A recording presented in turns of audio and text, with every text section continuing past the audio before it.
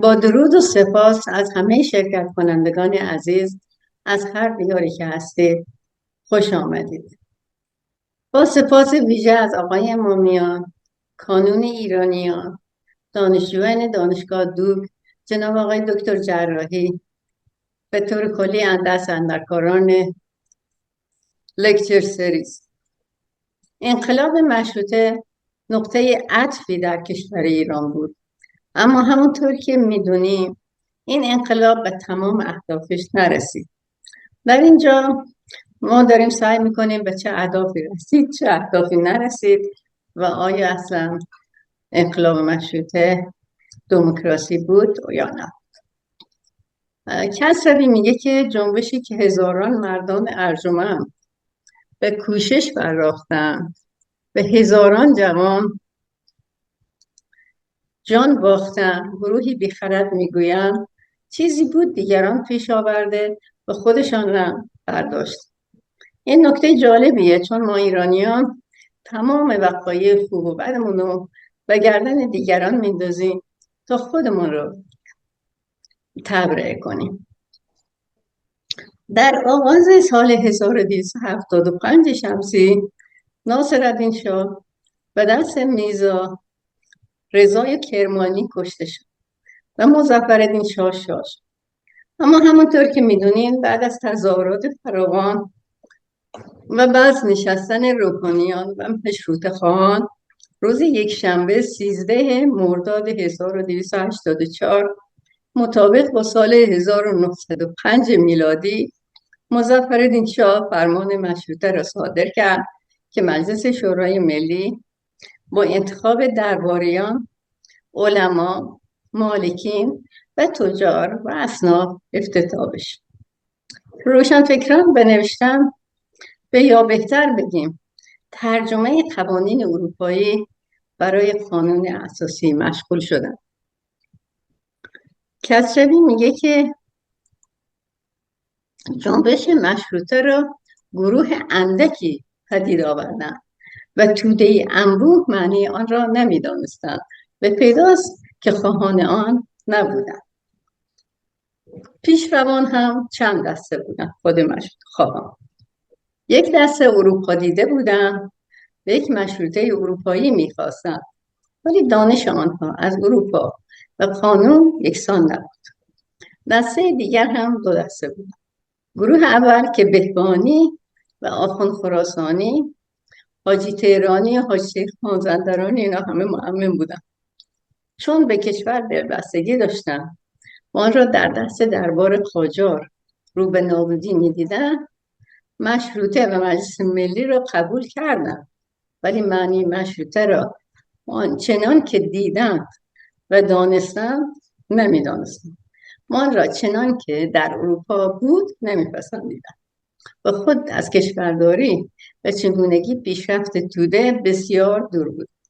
گروه دیگر معنی مشروطه را نمیدانستند و به کشورم دلبستگی نداشتند و در آمدنشان به مشروطه و آرزوی رواج شریعت و رواج دستگاه خودشون بود، مثل شیخ نوری. جنبش مشروطه، باز این گفته کسروی، خود یک زندگانی نوینی می آغازید. میبایستی که رشد دانش‌های نوینی در زمینه زندگانی آزاد و چگونگی نگهداری کشور و بایای مردم و مرزی که میان آنها باید بود پراکنده گردد و مردم یاد داده شود، ولی اینها فرصت ندادند و کوشیدند که مشروطه را از معنی درست خود بیرون آورند و هر کس به دلخواه خود معنای دیگری به آن دهد، آن را چیز بیکاره‌ای گردانند. ناسازگاری مشروطه و قانون با قوانین شریعت و خودکامگی ملایان و توطئه‌های آنها برای از دست ندادن قدرت بر مردم آشکار شده بود. یورش عثمانی و مرزهای ایران و کشتار و تاراج و ناامنی به این دشمنی‌ها دامن می‌زد. در همین زمان هم میدونید خیلی زود بعد از اعلام مشروطه مظفرالدین شاه فوت کرد و محمد علی شاه به تخت نشست. و اومد اولین کاری که کرد اتابک رو به عنوان نخست وزیر در 30 فروردین 1286 از اروپا به ایران آمد. اتابک با جدیت و تلاش زیادی در صدد رفع مشکلات و نارسایی‌های مملکت بود، اما بس طوری بود که هر جا را سامان میداد چند جای دیگر نابسامان شد و هر روز با مشکل تازه‌ای روبرو میشد. در حکومت او 2 مسئله عمده وجود داشت که هر روز هم بر تعدادشون و تاثیرشون اضافه میشد. یکی جراید و دیگری انجمن‌ها. روزنامه‌های جدید و تأسیس مثل آینه غیرنما، روح القدس، مساوات، خبرالمتین و چند روزنامه دیگر لبه تیز حملاتشون رو متوجه اتابک کرده و از هیچ اقدامی علیه او فروگذاری نمی‌کردند. انجمن هم به اقتضای محیط و فضای آزادی‌خواهی و مشروطیت در تهران و شهرستان هر روز بر شمار آنها اضافه می‌شد و گویا انجمن نهی از منکر، امر به معروف و نهی از منکر هم داشت. در تاریخ 29 مرداد 1286 اتابک اعظم نامه تهدیدآمیزی دریافت کرد که بایستی در طی 10 روز استعفا داده و از کشور خارج بشه. اتابک نامه استعفا را برداشت و پیش شاه، ولی استعفاش رو قبول نکردن. در روز شنبه 8 شهریور 1286 یه جلسه علنی مجلس بر ریاست ثنی‌الدوله بعد از ظهر تشکیل شد و اعضای کابینه هم در جلسه حضور پیدا کردند و 2 ساعت از شب گذشته بهبانی و اتابک از مجلس خارج شدند و در حالی که سرگرم صحبت بودند 3 گلوله به سوی اتابک شلیک شد و اتابک هم اونجا فرو افتاد و در دم جان سپرد. قاتل که بعد از سوخت فرار کرده بود کمی پایین‌تر در محله سرچشمه دستگیر شد، ولی در حین دستگیری با تپانچه خودش رو کشت. در این موقع شورش‌هایی در هر گوشه ایران برپا بود. در شیراز بدخواهان قوام در شاه چراغ بخش نشسته بودند و ملا سید عبدالحسین لاری را به یاری خواسته بودند. قوام با 70 تفنگدار در شاه چراغ با شهر به جنگ پرداخت. 3 ماه بعد تلگراف آشتی به تهران فرستادن، ولیش در 16 اسفند در باغ دیوانخانه جوانی به قوام نزدیک شد و با 4 تیر پیاپی به او زد و خودش هم کشت.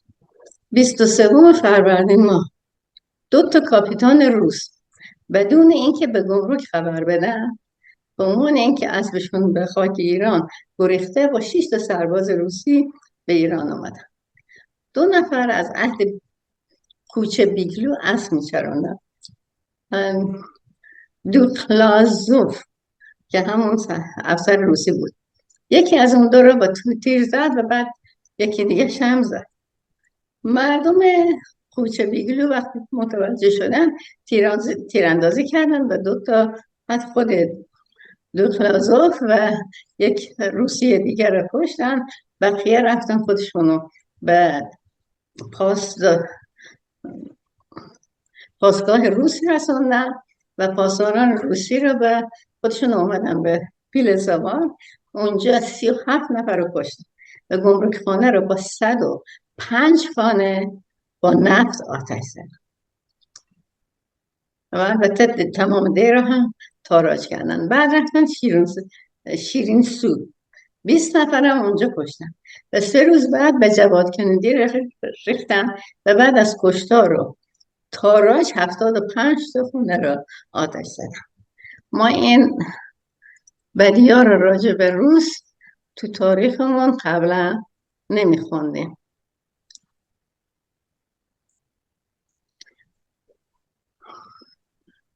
بعد برمیگردیم به محمد علی میرزا.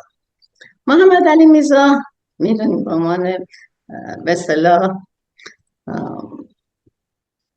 جانشین شاه همیشه از بچگی با فرمانروایی خودکامه بار آمده بود و همیشه مردم رو زیر دست خودش دیده بود. اما از اولم با مشروطه مخالف بود، ولی سعی میکرد خودشو آرام نگهشون بده به اونا همکاری کنه.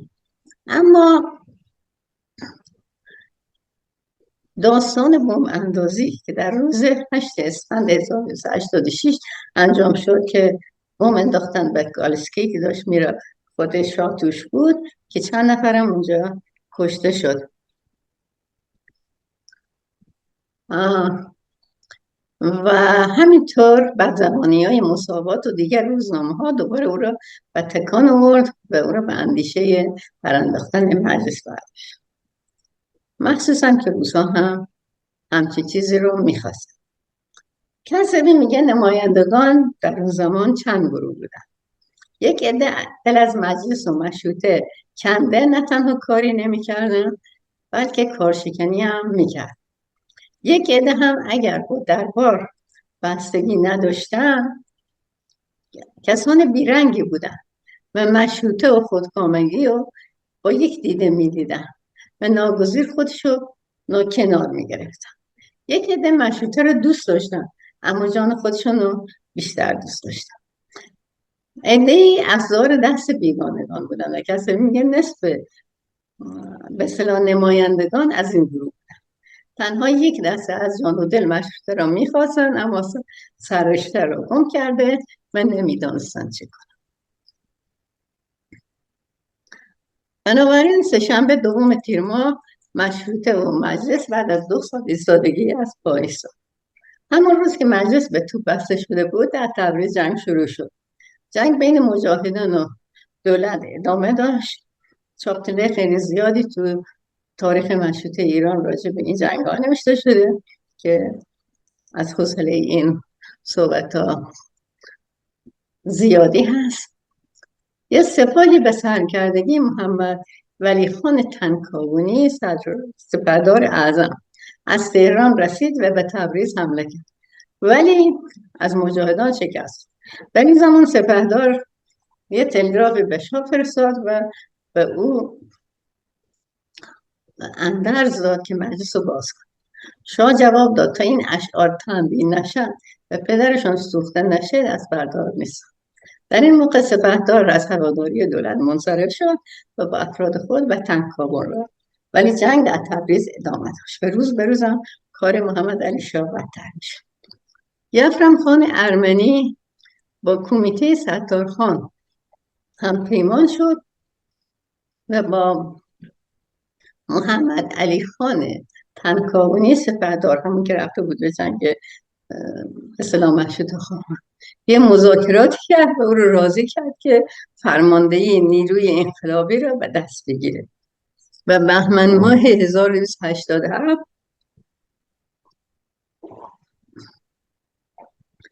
گیلان رو به تصرف در آورد. در اصفهان در نیمه ماه دی و تصرف بختیاریا در اومد. در این زمان چون که دولت اومده بود تبریز رو محاصره کرده بود و نمیذاشت آذوقه به شهر برسه، به این عنوان که ما کارکنان ما در تبریز هستن، دولت روس گفت که من حمله میکنم به تبریز. ستارخان و باقرخان که نمیخواستن روسا وارد تبریز بشن به ایران حمله کنن، به والی سفارش دادن که ما جنگ رو تمام میکنیم و همین کارم کردن. خودشون رفتن پناهنده به اصطلاح سفارت عثمانی شدن و مجاهدان هم از شهر بیرون رفتن. خشون گیلان با اردوی بختیاری به هم دیگه ملحق شدن و سردار اسد با اردوی سپهدار با هم دیگه وارد تهران شدن. روز 22 تیر ماه 3 روز جنگ ادامه داشت و روز 25 تیر ماه شاه به سفارت روس پناه برد و مجلس عالی افتتاح و محمد علی شاه را خلع کردن و احمد میرزا را به سلطنت برگزیدند. سپهدار به ستارخان و باقرخان گفت که اگر دوست دارن میتونن به تهران بیان. اعلام تعرفه انتخابات وکلا توزیع شد و هر چند دسته چند نفری رو معین و خلق رو به انتخاب اونها راهنمایی میکردن. البته یه عده هم بودن که در نقاط مزبور حاضر شده و به مردم سرگردان تهران هر نفری 2000 دینار مجانی میدادن که شما فلان شخص رو برای وکالت انتخاب فرمایید. که پس انتخابات ترامپ اولین بار نبود که پول میگرفتن رای بدن. روز 23 آبان مجلس دوم افتتاح شد. این بود خلاصه از انقلاب مشروطه، از تاریخ مشروطه کسروی البته بعدا تاریخ 18 ساله آذربایجان نوشته که نشون میده اونا که بعد از محمد علی میرزا یا محمد علی شاه زمان رو به دست گرفتن و قوانین مشروطه وفادار نبوده و در مدت سلطنت احمد شاه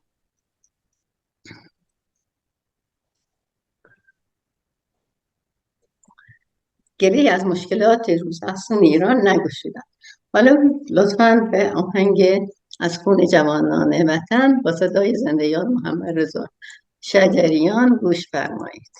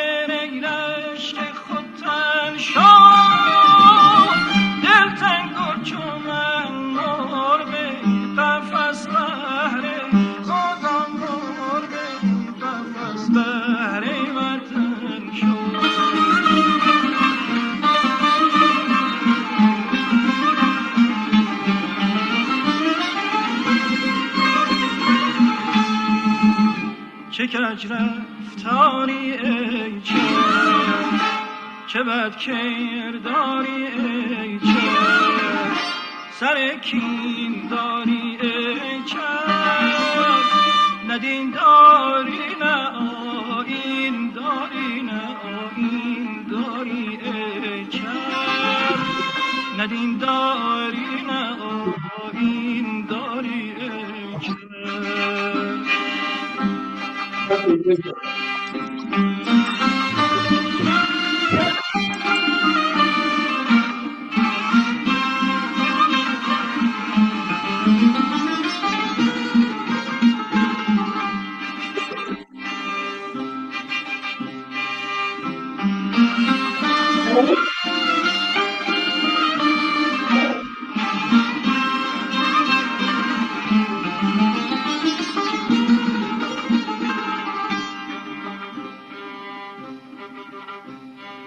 از خون جوان، از خون جوان، از خون جوانان وطن لاله، خدا لاله، حبیب لاله، جانم لاله دمی.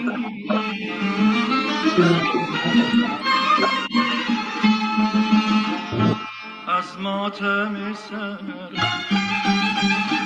از ماتم سر، از ماتم سر به قدشان سر و جانم سر و خدا سر و حبیب سر و خمیر.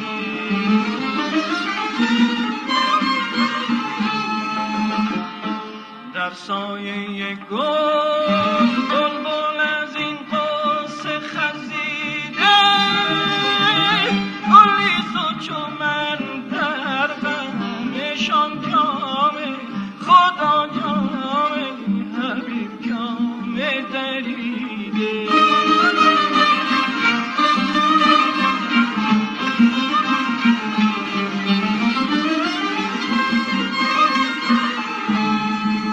چه کج رفتاری ای جان، چه بد کرداری ای جان، سر کین داری ای چند، نه دین داری نه آیین داری، نه آیین داری ای چند، نه دین داری نه آیین داری ای چند.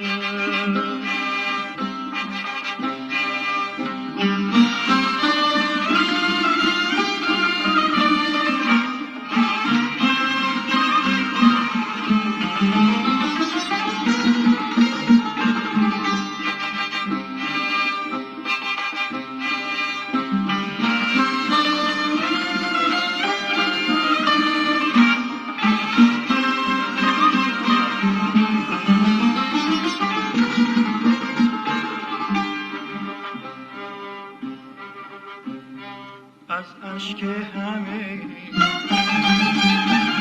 از اشک همه،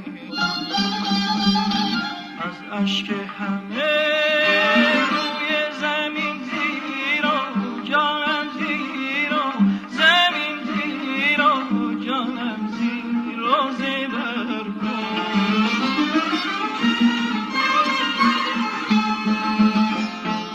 مشتی گرت است،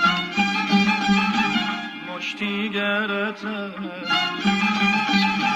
مشتی گرت است، خاک وطن هست و جانم هست و خدا هست و وطن هست و به سر کن.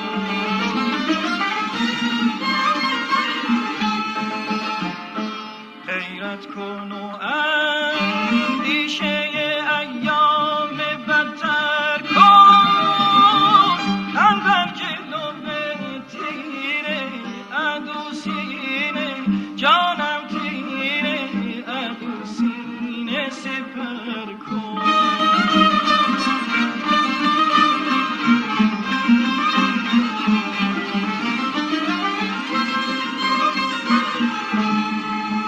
چه کج رفتاری ای چند، چه بد کرداری ای چند، سر کین داری ای چند، نه دین داری نه آیین داری، نه آیین داری ای چند، نه دین داری نه آیین داری ای چند. خان و باقر خان خلسرا را قبول کردن، اما بر اثر دسیسه هایی که مجاهدان شورش کردن و حاضر به تحویل اسلحه نشدن. در نتیجه جنگ در گرفت و ستارخان تیر خورد و سرانجام قوای دولتی پیروز شد.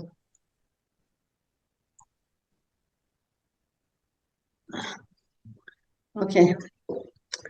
کسروی میگه که در این هنگام سراسر کشور رو به آشفتگی داشت و در بیشتر جاها گردنکشان برخواسته و یا در کار برخواستن بودن.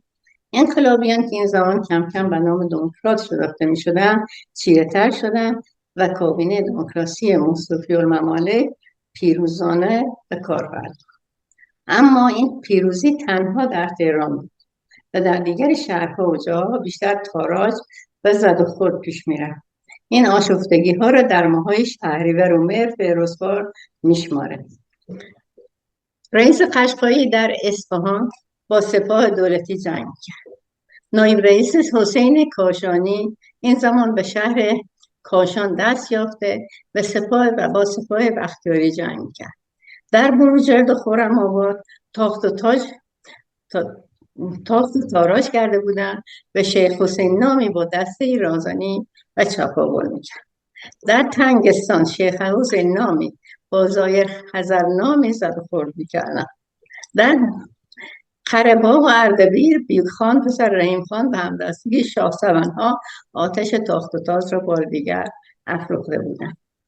رشید الملک نامی در خلخال تاخت و تاز میکرد و تاراج. در کرمانشاه هم این رشته آشفتگی ها رو داده بود. اگر درست بسنجیم میبینیم که در چنان هنگامی هر کسی سر به پایین انداخته راه خود میپیمود. روسی ها بار دیگر دژاهنگی ها نموده و از هیچ بدرفتاری باز نمی‌ایستادند. در 11 ماه بهمن میرزا شکرالله خان معتمد خاقان حاکم اصفهان که یکی از رهبران و پیشگامان آزادی بود زخمی کردند و پسرعمویش رو نابود کردند.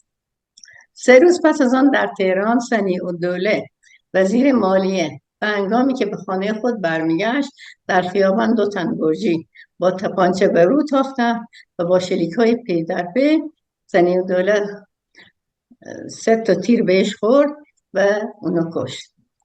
کشندگان 4 تا پاسبان هم مجروح کردند که بعدا اونا هم درگذشتن.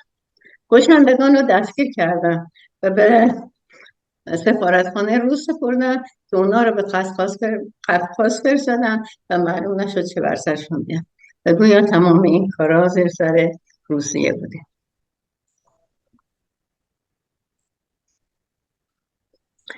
در آغاز سال 1290 جز کشاکش بین اعتدالیان و دموکرات‌ها در تهران چیزی پدیدار نبود. در این زمان کشاکش بین این 2 تا گروه به دشمنی انجام میده و با هم از هیچ گونه بدرفتاری باز نمی‌ایستادند. در اردبیل و آستارا شاه سوانها بار دیگر سر به شورش پرداخته و تاخت و تاز میکردن و تقی خان حاکم اردبیل با اونا میجنگید. در شیراز نظام السلطنه نصرالدوله و قوام پسران قوام اون که کشته شده رو به دستور دولت روانه تهران کرد. در بین یک دسته قشقایی و سر آنها ریخته و نصرالدوله را کشته و قوام ملک رو با سختی بسیار تونست که جان سالم به در ببره و به شیراز بره و به سفارت انگلیس بحث بشه.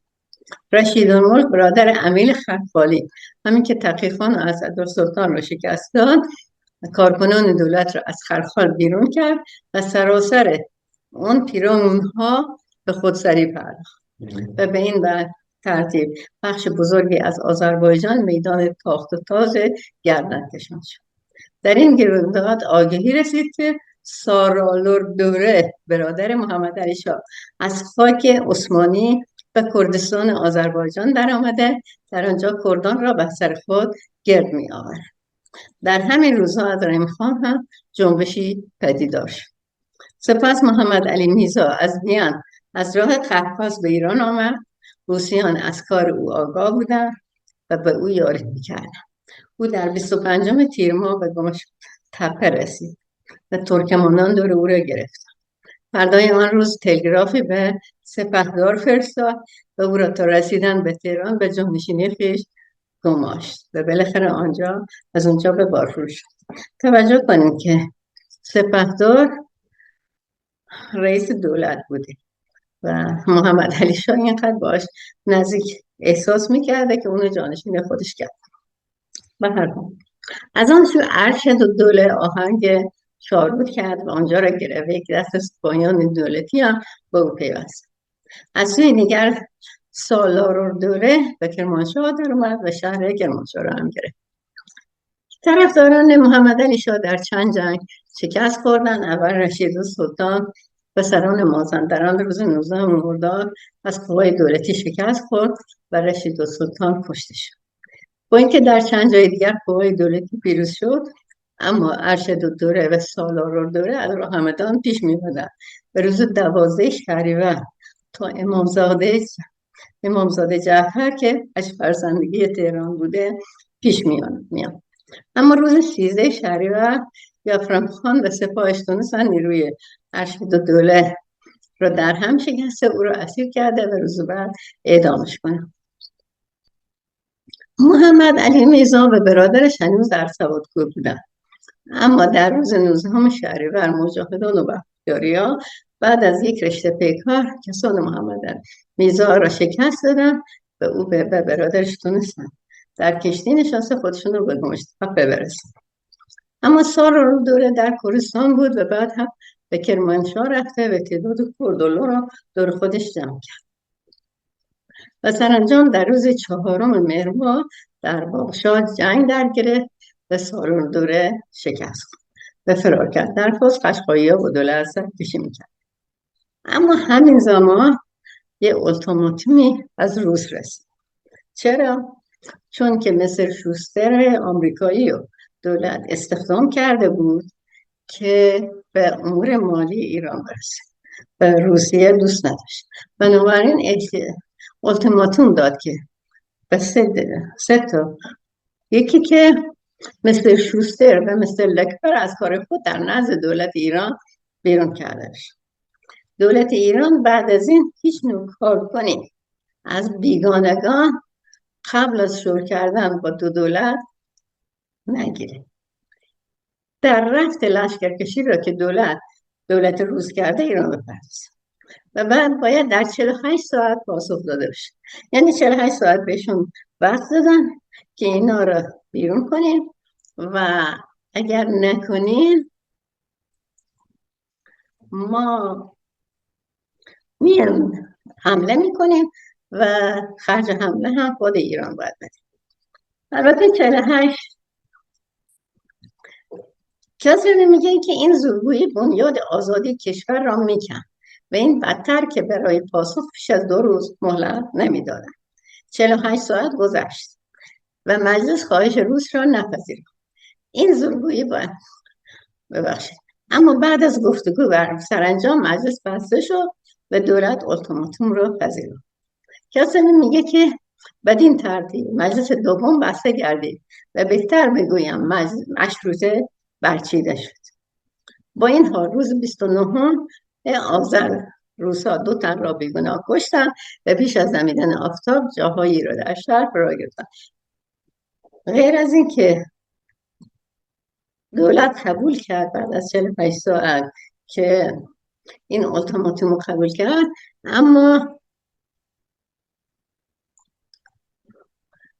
اینا باز حمله کردن به تبریز، وارد تبریز شدن و این صحبت از حمله تبریز هست که میگه که 2 نفر رو بیگناه کشتن و بیش از دمیدن آفتاب جاهایی رو در شهر فرا گرفتن. چون روز شد و مردم بیرون آمدن، سالداد و خزا که سر کوچه ها رو گرفته بودن هر که رو میدیدن دست در جیب او برده پول و ساعت رو در می آوردن. بسیاری رو لخت کردن، بسیاری رو کتک زدن. اگر مظلوم شدن به یکی اونو میکشتن و بالاخره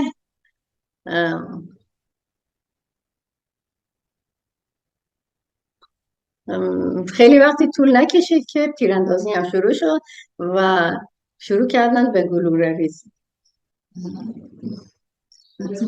از باغشا و شروع کردن به آتش فشان کردن و شهر پر از خروش شد. مجاهدا مقاومت کردن و جنگ سختی در گرفت. بعد از چند مدت که کشت و کشتار زیادی شد، مجاهدا و سفارت روسیه آتش بس اعلام کردن و گروهی از مجاهدا مجبور شدن از شهر برن بیرون و ولی با وارد شدن یک تعداد سپاهی از روسیه، باز روسا عده‌ای رو کشتن و بعد روز 10 شهریور که 10 روز محرم اون سال بود، سقط الاسلام و 8 تن دیگر رو اعدام کردن و بعد صمد خان هم به تبریز رفت و خانها را خراب کرده به کشتن مشتی خان کرد. کسروی ناراحته، میگه که این 8 نفر رو که میکشتن مردم شهر و جایی که ناراحت باشن که به اصطلاح یک کشور خارجی اومده و آزادی خواهاشون رو داره میکشه، راجع به باز کشته شدگان 1300 سال پیش عزاداری میکرد. بعد در گیلان هم روس‌ها به کشت و کشتار مشروطه خان ادامه میدادن. در رشت به ژاندارمری حمله کرده، تمام اسلحه های ایران رو ضبط کرد. کسروی ادامه میده، یک کلمه بگویم، روسیان کاری به ریشه آزادی ایران فرود آوردند و زمینه برای سبخش کردن این کشور که پیمان 1907 را به انگلستان از بهر آن بسته بودند آماده ساخت. ما خواهیم دید که یکی از بیمناکترین زمانهای ایران 10 سالی است که کشور بعد از اولتیماتوم روس گذرانید. در این 10 سال در تهران رشته کارها در دست یک مشت داول و سودجو بود، در حالی که سراسر ایران با آتش آشوب و ناامنی می‌سوخت. در مشهد آشوب سید محمد یزدی و یوسف خان هراتی پیش اومد که روسیه گنبد مشهد رو به توپ زد و تعداد خیلی زیادی رو کشت. در همین زمانم چون مجلس بسته بود، دولت متقاضی وام بود و مجلس اجازه نمیداد، ولی حالا دیگه مجلس بسته بود بنابراین متقاضی وام رو کردن. انگلیس و روس جواب دادن که دولت میتونن هر کدوم 100,000 لیره وام در بانک‌های روس و انگلیس بذارن که به حساب ایران باشه. به اون وام 107 سود اضافه میشه. تا اینجا مسئله نیست. آن پول با نگرانی خزانه‌داری و همداستانی 2 سفارت در جاهایی که دولت ایران میخواد به کار برده بشه و چنین میخواستن که دولت به هر حال بخشی از اون برای ایمنی جنوب به کار برده. اما به خاطر یه همچون محبتی که به ایرانی ها میکردن، اونا باید این کارا رو بکنن. اول سیاست خودشو با پیمان نامه‌ای که دو دولت در سال 1907 بسته بودن سازگار سازن، یعنی که ایران 3 قسمت بشه، قسمت شمال دست روسیه باشه، جنوب دست انگلیس و وسط هم به هر حال دست خود دولت ایران. دوم، همین که محمد علی میرزا و سالار دوله از ایران رفتن، از سپاهیان نابسام هم که همون فدایان افسار جنگ گرفته بشه و اونها را پراکنده بسازن. با دو سفارت درباره چگونگی پدید آوردن یک سپاه کوچکی به سگالش بپردازد. با محمد علی میرزا درباره بیرون رفتن اون از ایران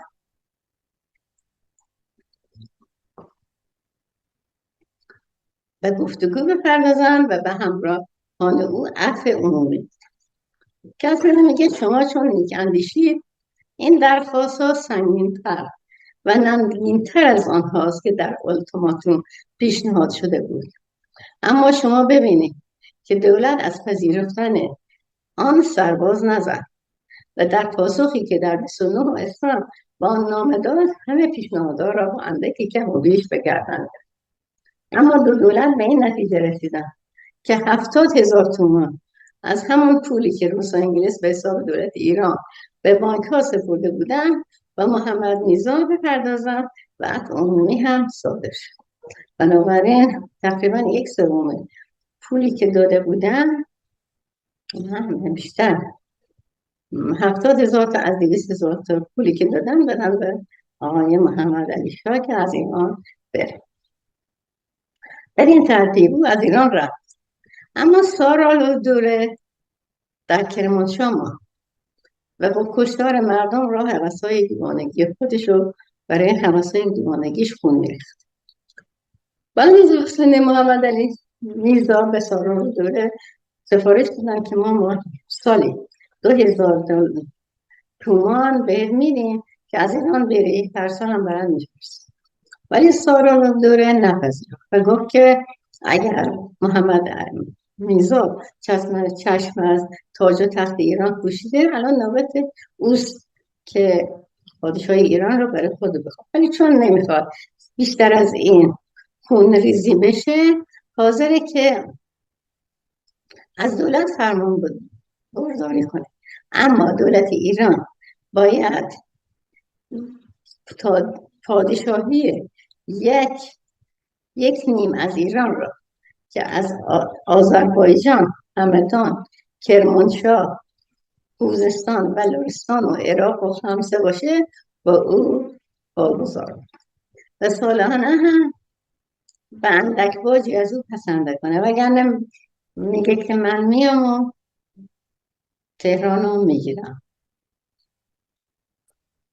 رفتن فرمان فرما به کرمانشاه به شکستش منجر شد. بعد یفرام خان از تهران روانه شد و 3 روزه خودش رو به همدان رساند و کارها رو رویه به درست پیش گرفت. یفرام خان روز 28 اردیبهشت با دسته خود از شبان روانه پار شد و چون به آنجا رسید جنگ در گره. اینجا بود که هنگامی که مجاهدان پیروز شده بودند دشمن را ریشه‌کن کردند، یفرام خان کشته شد. ولی جنگ تمام شد و سالارالدوله به مجلل فرار کرد.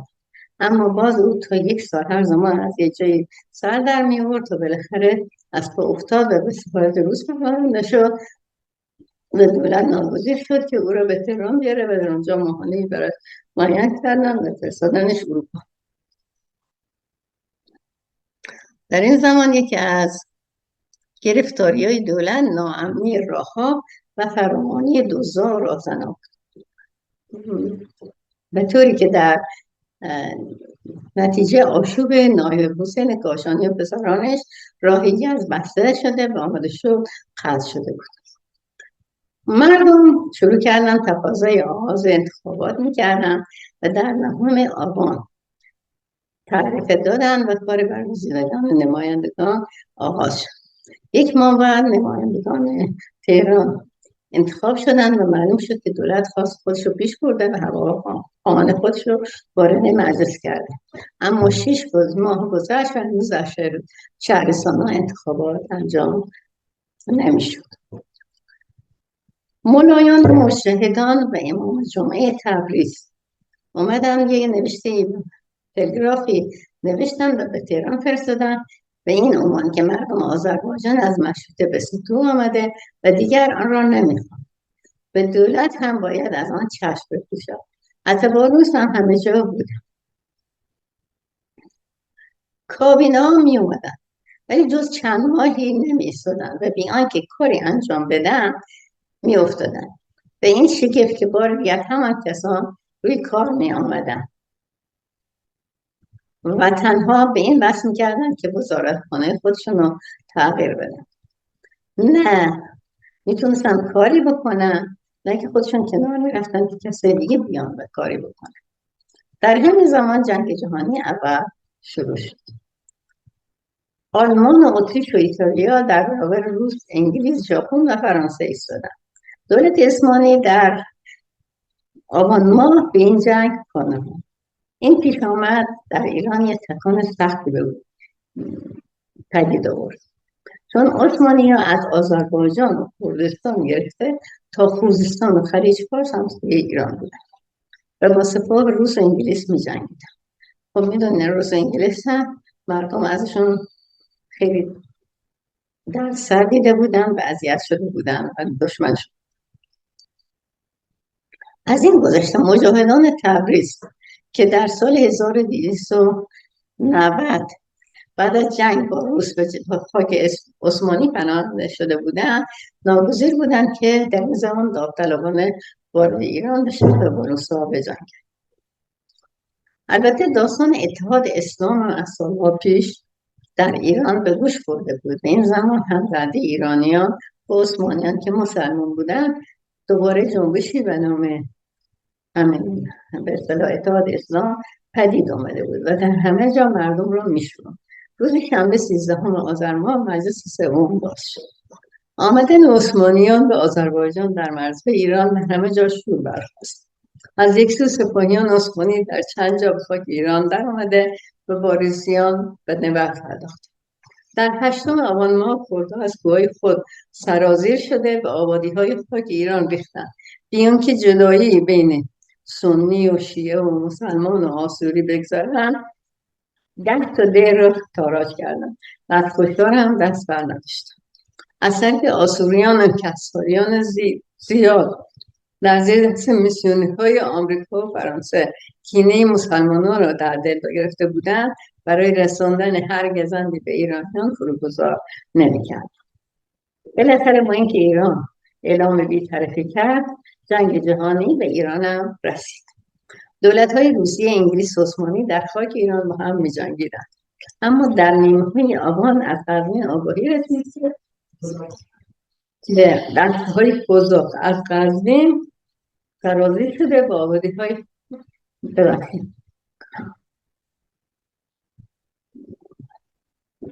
قزاق از قزوین بیرون آمده و به سوی تهران روانه است.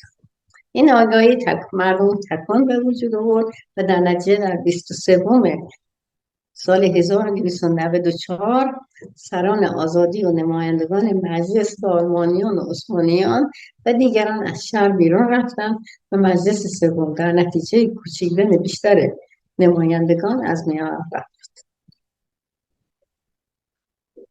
این گروه که رفتن از تهران کوچ کردن در تیر ماه 1295 در کرمانشاه دولت در تبعید و نخست وزیری نظام السلطنه نافی و به طرفداری از عثمانیان پدید آورد. عثمانیان تنها اونا رو میشناختن و دولت تهران را نمیشناختن و شهرهایی که میگرفتن حکمران از نظام السلطنه فرستاده میشد. کم کم عثمانیان شکست خوردن، از ایران بیرون رفتن و نظام السلطنه و همراهانشون هم چاره جز این ندیدن که همراه عثمانیان برن. حالا به آهنگ مرغ سحر با صدای زندیات محمد رضا شجریان گوش کنید. مرغ سحر ناله سر کن، داغ مرا تازه تر کن، زاه شرر باد این قفس را برشکن و زیر آز بر کن.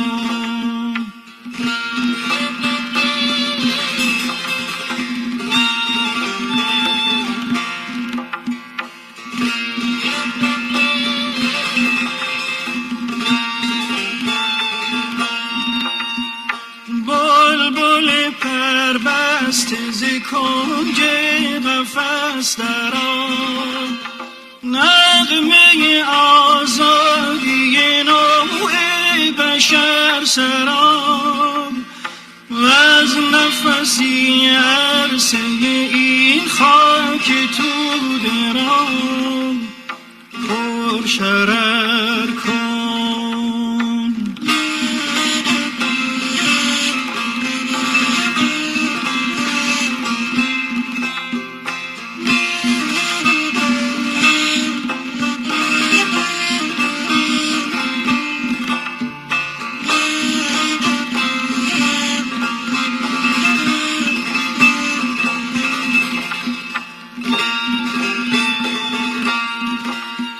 ظلم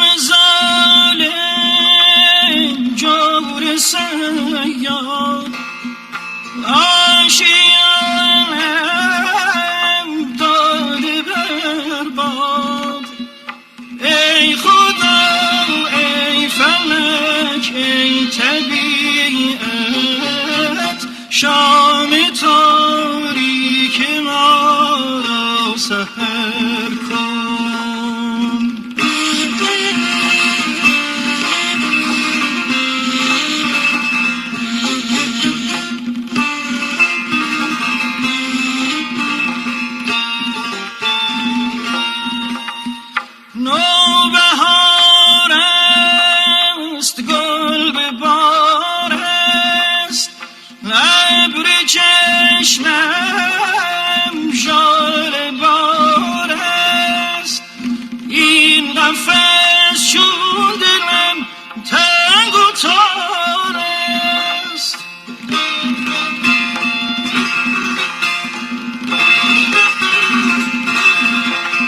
شعله فکن در قفس ای آه آتشین، دست طبیعت گل عمر مرا مچین. جانب عاشق نگه ای تازه گل از این بیشتر کن، بیشتر کن، بیشتر کن. مرغ بیدل شرح هجران مختصر مختصر کن.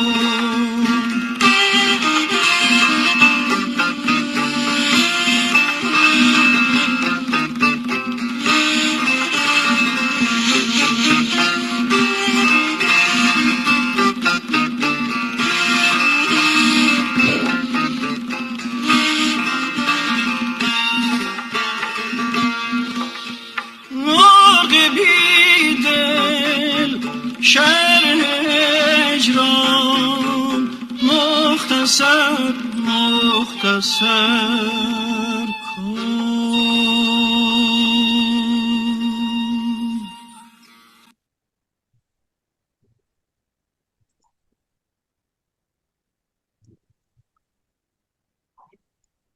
در اون سال باران کم آمد و خوشسالی بود و بنابراین همه جا انبارها را روسا مخ کردن و اون هرچی گندم و جو پیدا کردن برای خودشون گرفتن و انبار کردن.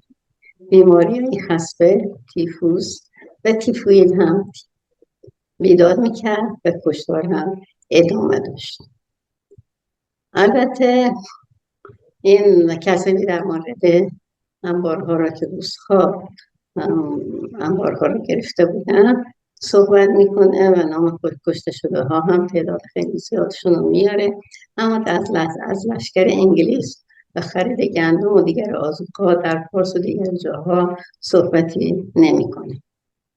و هر حال مسیحیان ارومیه هم میگه به یک آرزوی خامی افتاده بودن با اینکه ارومیه و پیرامونها رو به دست بگیرن و یک کشور آزادی برای آسوریان با همه مسیحیان پدید بیارن. در اواخر بهار مرض وبا هم شدت پیدا کرد. سال 1296 آغاز شد و در اردیبهشت دولت مجبور شد مجلس چهارم رو باز کنه. در این زمان عده‌ای به آدمکشی پرداختن و دسته‌های گوناگون پدید آمده. هر یک کاندیداهای خودش رو برای نمایندگی در روزنامه‌ها میشناسند، اما کابینا می اومدن و میرفتن. از سراسر ایران ایمنی برخاسته، هر کجا تاراجگران سر برآورده. در کردستان ایلهای گلباقی و مندمی هر زمان رو به سوی دیگر آورده و تاراج و کشتار میکرد. نایب حسین کاشانی و پسرش که سالانه اضافی از دولت میگرفتن از یارمانگری هم باز نمیایستادن و در همین روزها در لرستان تاخت آنجا را تاراج کرد. جنگلیان در گیلان جداسرانه می جنگیدن. با عثمانیان از یک سو به اتحاد اسلام گراییده با عثمانیان همبستگی داشتن و از یک سو با شورشیان روسی همبستگی می کردن. در شهرها و استانها دولت جز اسم فرمانروایی نمی‌کرد. در بسیاری از آنان در بیرون دزدان و راهزنان را زده و آبادی‌ها را تاراج می‌کردند و در درون هم دسته‌بندی‌های دموکرات و کارگر رشته آسودگی را به هم می‌زد. جنبش مشروطه که توده‌ها را به تکان آورده و مردمان جانفشان و غیرتمندی برخیزان بعد از 13 سال به جای آنان این سود جویان می نشستن و راه سوجویی و هوشیگری رو پیش گرفته بودند. ملاحان هم هر چند گاه یک بار بهانه جسته یک ماده ای از قانون را یا پیش آمد این را بهانه کرده هاجوی برمی‌داشت. جنگ جهانی اول پایان رسید و در این زمان از آغاز جنگ تا زمان پایانش 12 کابینه آمده و رفته و بالاخره کابینه حقوق الدوله سر کار آمده. یه مقداری هم کار مثبتی کرد، اما قرارداد 1919 او را مورد نفرت ایرانیان کرد. وقت نداریم درباره اون صحبت کنیم. این رشوه‌هایی که شاه خود حقوق الدوله و دیگران گرفته بودن. سیمگو برای کردستان استقلال میخواست، اما کارش تاراج کردن دهات، لگد کردن کشتزارها بود و به مردم تاراج زده دگستان پیغام فرستاده بود که برام پول بفرستن. سلماس آن پیرامونها همه به دست کردان گرفتار آمده و نوبت به آبادی های ارمی هم میرسید. در تبریز سردار معتضد به کارهای عجیبی دست زده بود. مثلا ماهانه سربازا رو میخورد، لباساشون رو کم میکرد، یه مقدارش نمیداد بهشون و برای پرده کشی به این سیاهکاری خود دینداری نشان میداد و در محرم آن سال دسته پدید آورده و با بازار فرستاد و این زمانیه که کردان در عنانق آنزا در پیرامون ارومی اونهای بیچارگان رو میریختن. شاهزادانها تا نزدیکی تبریز ساختمان میکردن و سربازان در اون شهر به یاد کشته شدگان 300 سال پیش سینه می‌دوختند. 1300 سال پیش سینه میزنه. خیابانی در تبریز نام آذربایجان را عوض کرده بود و اون آزادیستان مینامید و به دولت میگفت که شما باید دولت آزادیستان را به رسمیت بشناسید. در خوزستان شیخ فضل سلطنت میکرد و مالیاتی هم نمی‌پرداخت. واقعیت اینه که از بعد تشکیل مجلس شورای ملی تا پایان انقراض قاجاریه تغییر اندکی در ترکیب نمایندگان مجلس رخ داد و به طور عمده وکلایی که در این زمان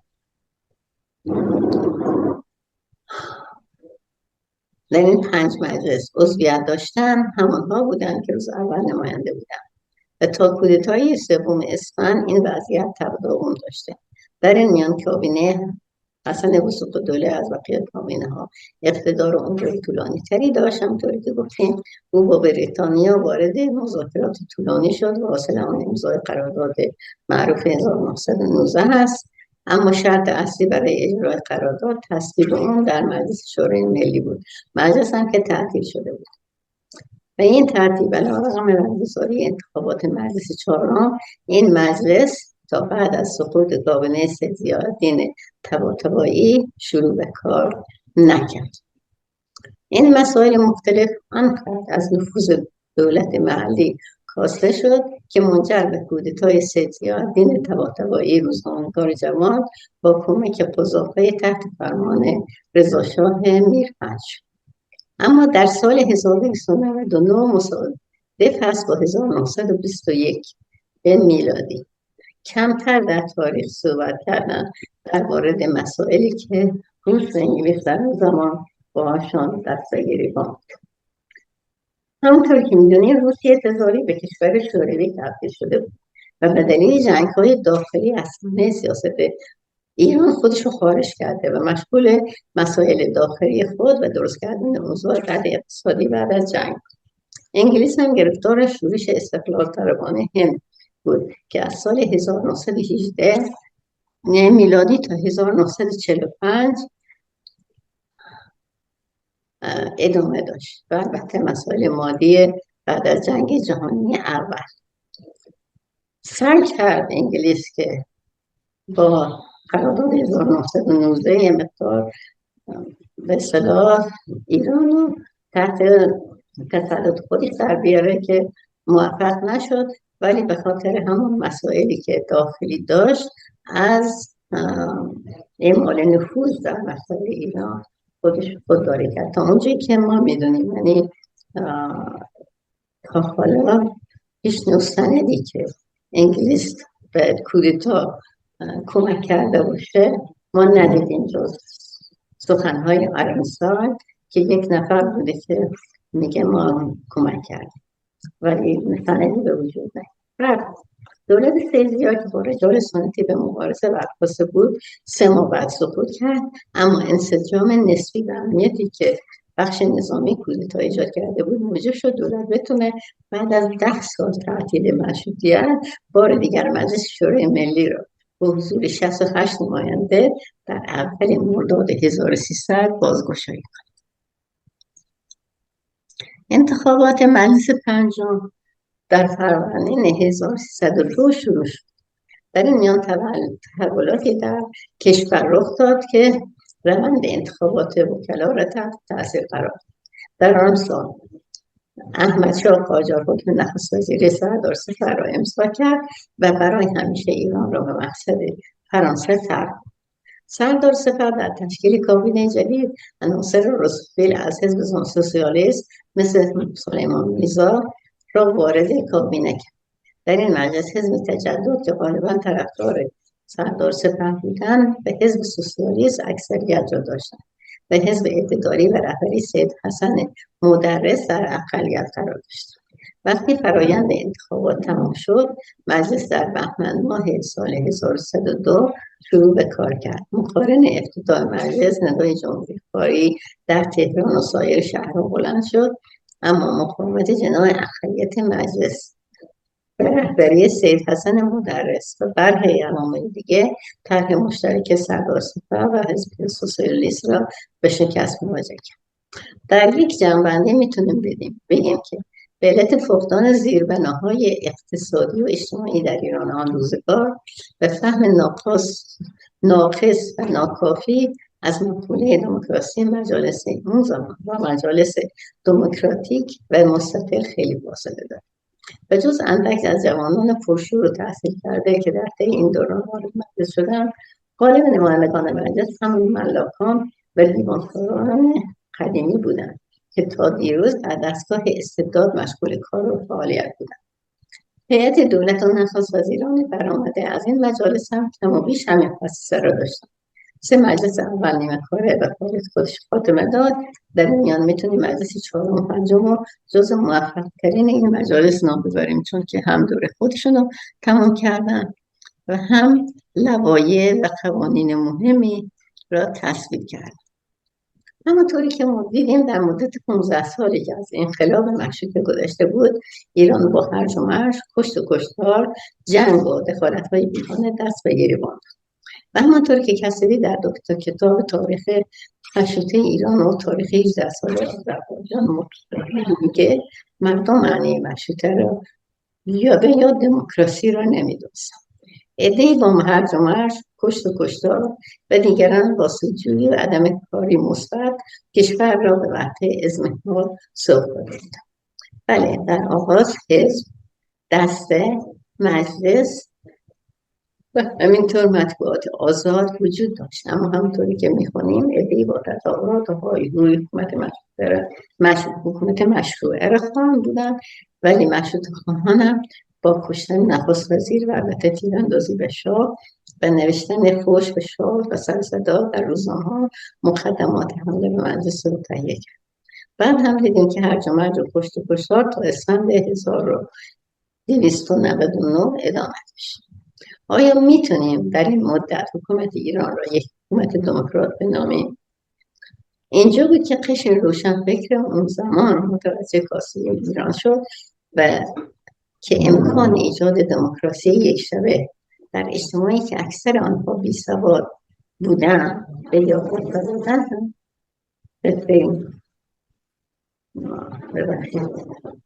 اکثرا بیسوادن و باسوادن و فکر خودشون غیر ممکن.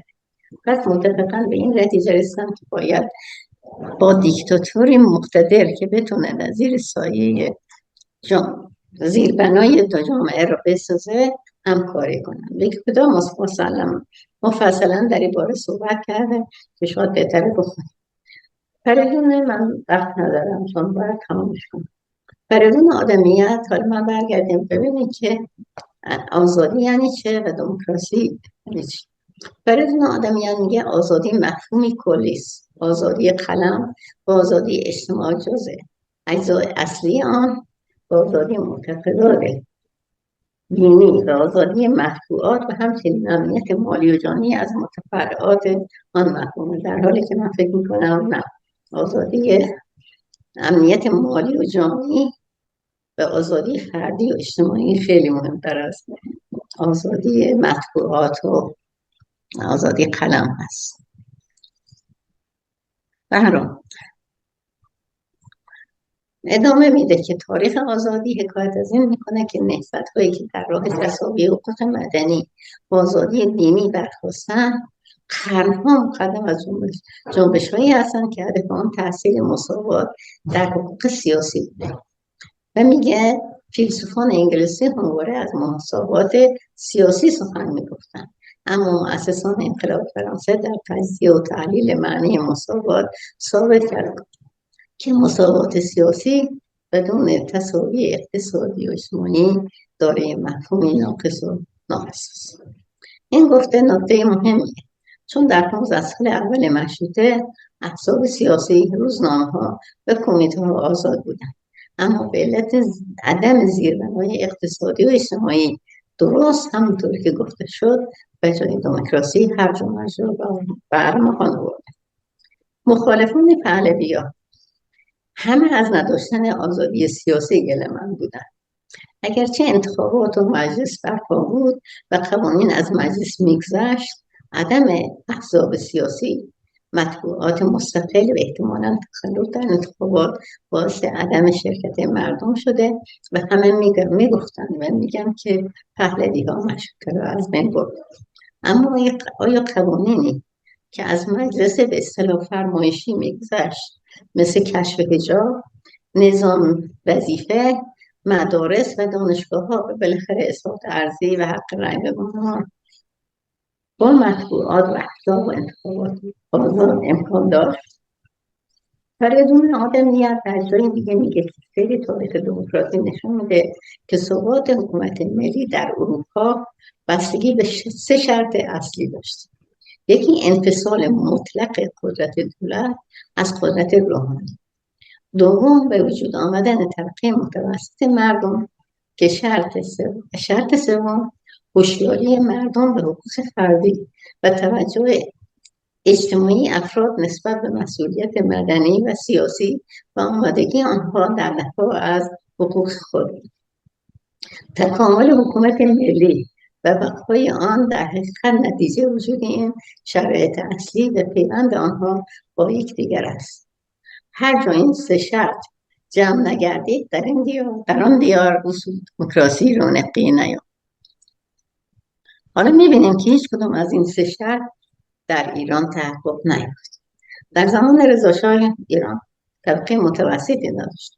ایران خیلی فقیر بود و در 16 سال رضا شاه تونست یه مقدار زیربناهایی رو درست کنه، مثل راه و به اصطلاح ارتش و دادگستری و البته شرط اصلی دموکراسی میگن که انفصال مطلق قدرت دولت از قدرت روحانی، اما این انفصال هیچ وقت در ایران اتفاق نیفتاد.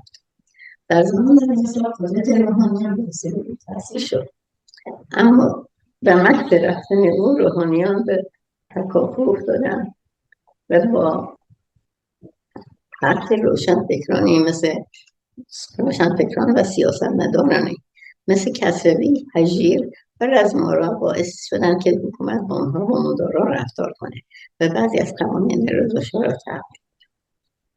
در زمان محمد رضا شاه طبقه متوسط تازه داشت شکل می‌گرفت، اما گروه‌های چپی که اکثراً از طبقه متوسط بلند شده بودند تحت تأسیس تبلیغات شوروی به علت عدم آگاهی از سیر تاریخی دموکراسی خانه‌ها برای مخالفت با رژیم و گروه‌های دینی همسا داشتن. البته من نمی‌دونم شاید گروه‌های چپی اصلا دنبال دموکراسی نبودن، چون دنبال به اصطلاح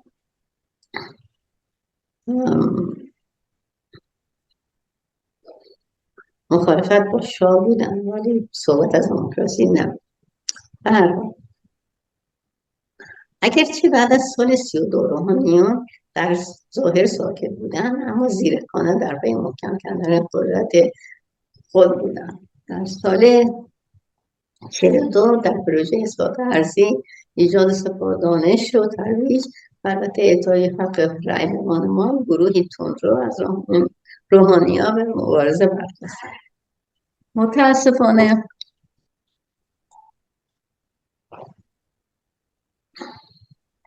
گروه‌های چپ هم به آنها پیوستند که قابل تحمل است، چون که افتخار فلسفه مارکس حمایت از زنان، کارگران و دهقانان. اگرچه انقلاب سفید خواسته های مارکسیست ها را اجابت نمی کرد، اما به هر حال این قانون ها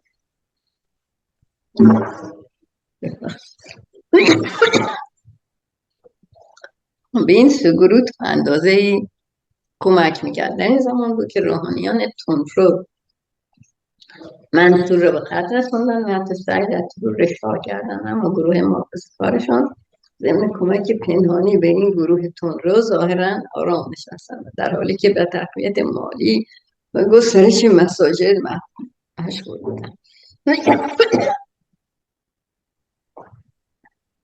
البته با پولهایی که از لیبی و دیگر جاها میرسید، سرانجام با کمک مردم که فاقد شرط سوم ارتباط ملی بودن، جمهوری اسلامی پا گرفت.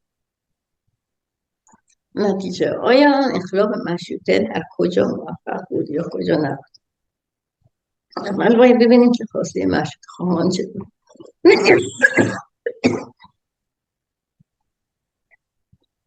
اکثر روشنفکران چه چپ چه راست خواهان اشاعه ثبات، آزادی زنان، مخالفت با قدرت روحانیون، مخصوصا خرافات مذهب، ایجاد راههای شوسه و راه هم، ایجاد صنعت، کوتاه کردن دست کشورهای خارجی، ایجاد دادگستری و از بین بردن فقر بودن. البته توجه به ایران قبل از اسلام هم مورد توجه همه اونا بود. عده‌ای با ایدئولوژی چپ